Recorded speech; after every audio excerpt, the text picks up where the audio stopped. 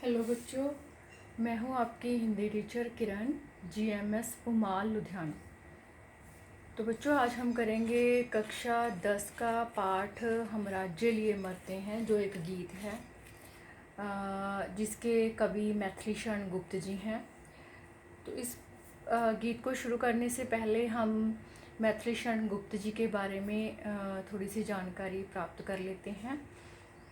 मैथिली शरण गुप्त हमारे राष्ट्र कवि हैं और भारतीयता के अमर गायक के रूप में भी वो काफ़ी प्रसिद्ध हुए हैं। इनका जन्म 3 अगस्त 1886 में हुआ और मृत्यु 12 दिसंबर 1964 में हुई। इन्हें पद्म भूषण अलंकार से भी सम्मानित किया गया। गुप्त जी पर गांधी जी के व्यक्तित्व का काफ़ी गहरा प्रभाव था। गुप्त जी की जयंती 3 अगस्त को भारत देश में कवि दिवस के रूप में भी मनाया जाता है। तो गीत हम राज्य लिए मरते हैं, ये इस गीत को महाकाव्य साकेत के नवम सर्ग में से लिया गया है, जो कि गुप्त जी ने रामायण के ऊपर इसको लिखा। इस गीत में उर्मिला की मनोदशा व्यक्त की गई है। उर्मिला लक्ष्मण की पत्नी है। लक्ष्मण श्री रामचंद्र जी के छोटे भाई हैं और वो अपने भाई के साथ 14 वर्ष के वनवास के लिए गए हैं। उर्मिला अयोध्या में ही है, वो उर्मिला को अपने साथ नहीं लेकर गए और उर्मिला की विरहा अवस्था का इसमें वर्णन दिखाया गया है कि वो किस तरह अपने जीवन की तुलना आम साधारण किसान से करती है।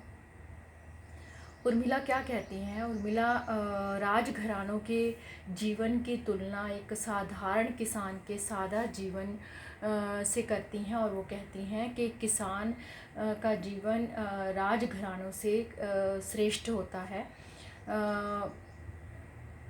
क्योंकि राजघराने तो राज्य के लिए ही आपस में लड़ते मरते रहते हैं, परंतु जो वास्तविक जीवन है वो तो किसान जीते हैं।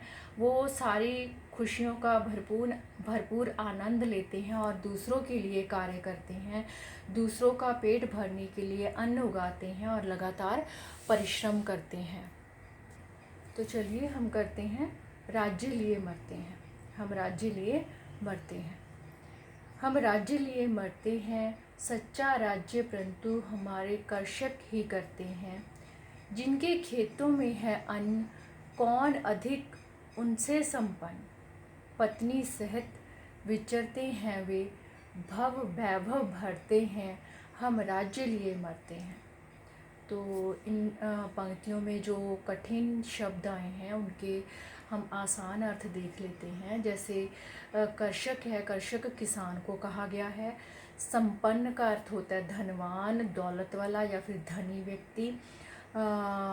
पत्नी सहित से यहाँ पर अभिप्राय है परिवार के साथ। विचरते हैं, घूमते हैं। भव का अर्थ होता है संसार। वैभव का अर्थ होता है धन संपत्ति, धन दौलत। प्रसंग इसका क्या होगा? प्रस्तुत पंक्तियाँ मैथिली शरण गुप्त द्वारा रचित गीत हम राज्य लिए मरते हैं में से ली गई हैं, जिसमें उर्मिला लक्ष्मण की पत्नी अपने जीवन की तुलना किसानों के शांतिपूर्ण और सादा जीवन से करती हैं। तो व्याख्या कर लेते हैं हम इसकी। हम राज्य लिए मरते हैं, सच्चा राज्य परंतु हमारे कर्षक ही करते हैं। इसमें उर्मिला क्या कहती हैं कि हम तो राज्य के होते हुए भी दुखी हैं और आपस में ही लड़ते मरते रहते हैं, और परंतु जो सच्चा राज्य है, जो सही मायनों में राज्य है, वो तो हमारे किसान ही करते हैं। जिनके खेतों में है अन्न, कौन अधिक उनसे संपन्न। कि जिनके खेतों में अनाज उगता है, अन्न उगता है, उनसे और धनी धनवान भला और कौन हो सकता है। किसान ही सबसे धनी है, किसान ही सबसे संपन्न है, क्योंकि वो अपने खेतों में अन्न उगाता है जिससे पूरे देश की जनता का पेट भरता है। तो उससे धनी तो और कोई भी नहीं हो सकता। पत्नी सहित विचरते हैं वे, भव भव भैभव भरते हैं, हम राज्य लिए मरते हैं। कि जो किसान होते हैं वो अपनी पत्नी के साथ, अपने परिवार के साथ आज़ादी से घूमते हैं और संसार के सभी सुखों का आनंद लेते हैं, उनका उपभोग करते हैं, अर्थात अपने परिवार के साथ रहते हैं और आज़ादी से कहीं भी आ जा सकते हैं। जबकि हम राज्य के लिए ही आपस में लड़ते मरते रहते हैं। विशेष कथन क्या होगा? किसानों को सबसे सुखी माना है उर्मिला ने इसमें, और जो किसान स्वयं अन्न पैदा करते हैं और आज़ादी पूर्ण जीवन जीते हैं, जबकि जो राजा लोग होते हैं वो आपस में ही राज्य के लिए, गद्दी के लिए, राजगद्दी के लिए आपस में ही लड़ते रहते हैं। भाषा यहाँ पर तत्सम प्रधान है और भावपूर्ण है।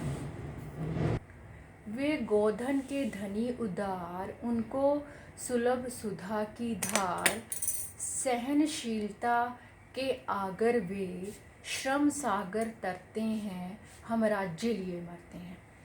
तो सबसे पहले इन पंक्तियों में जो कठिन शब्द आए हैं उनके सरल अर्थ हम देख लेते हैं।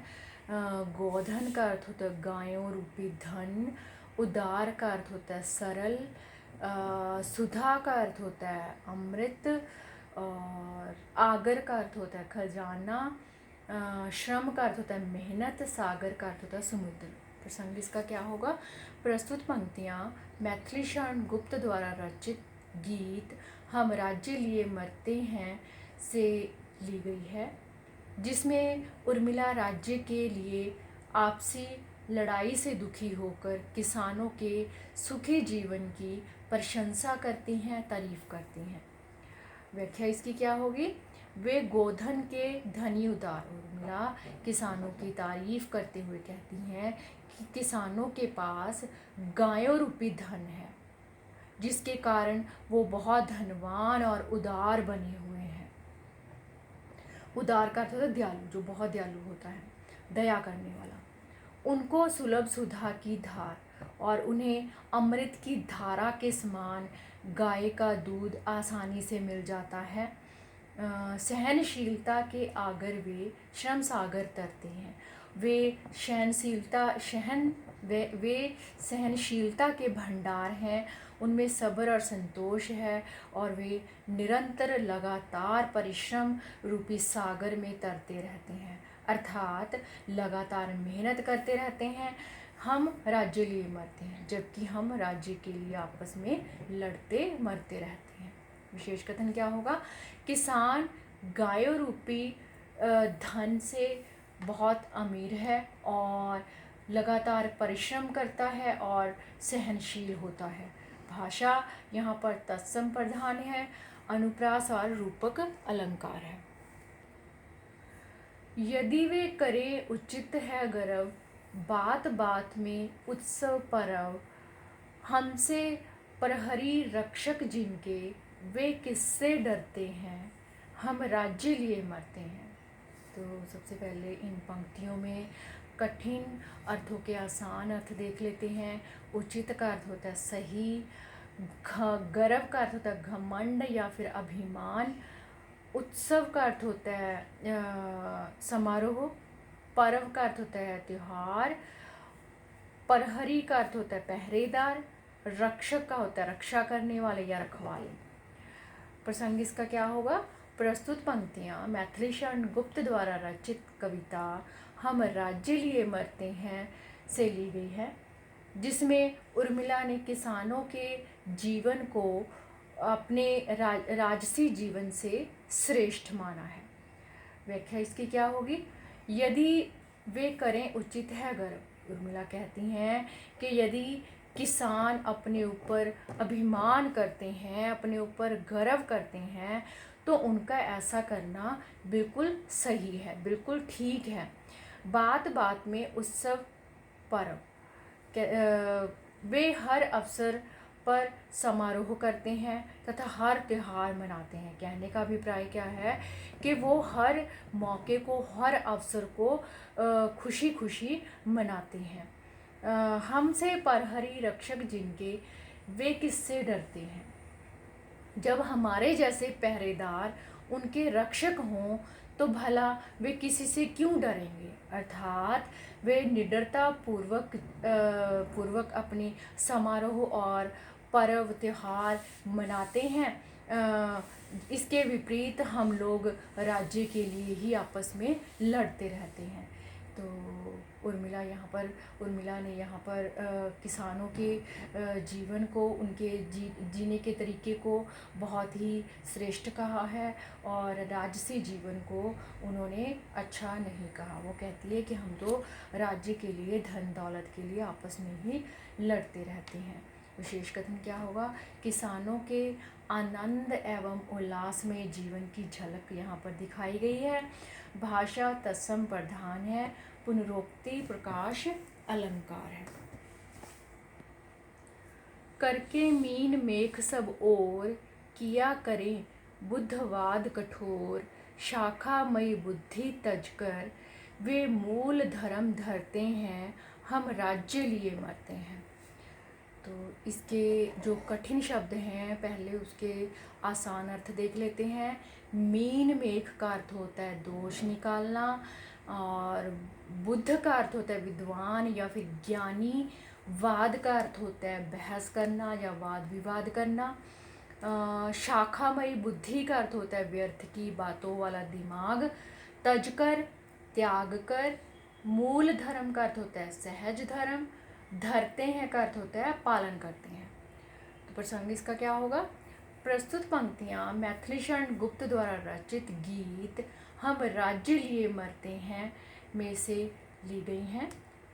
इसमें उर्मिला ने किसानों के सादा और वास्तविक जीवन की प्रशंसा की है और राज्य के लिए लड़ने वालों के जीवन को वे व्यर्थ मानती हैं। व्याख्या देख लेते हैं इसकी।